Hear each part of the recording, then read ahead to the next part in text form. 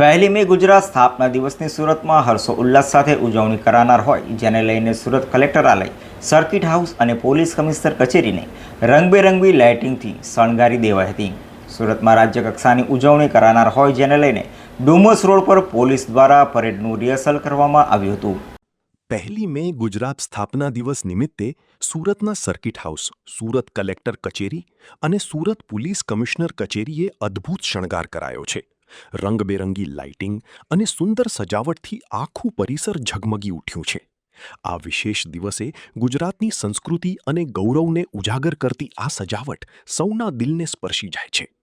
ગુજરાત કક્ષાની ગુજરાત સ્થાપના દિવસની ઉજવણી સુરતમાં કરાનાર હોય અને મુખ્યમંત્રી ભૂપેન્દ્ર પટેલ પણ સુરત આવી રહ્યા હોય, જેને લઈ પરેડ સહિતનું આયોજન કરાનાર છે. ત્યારે ગુજરાત સ્થાપના દિનને લઈ ડુમ્મસ રોડ પર વાઈ જંકશન પાસે સુરત પોલીસ દ્વારા યોજાનાર પરેડનું રિહર્સલ કરાયું હતું, જેમાં એકથી ચડિયાતા કરતબ જોઈ સુરતીઓ અવાક બની ગયા હતા. સુરતમાં ગુજરાત સ્થાપના દિનની ઉજવણીને લઈ પોલીસ અને કલેક્ટર તથા પાલિકા તંત્ર એક્શન મોડમાં જોવા મળ્યું હતું.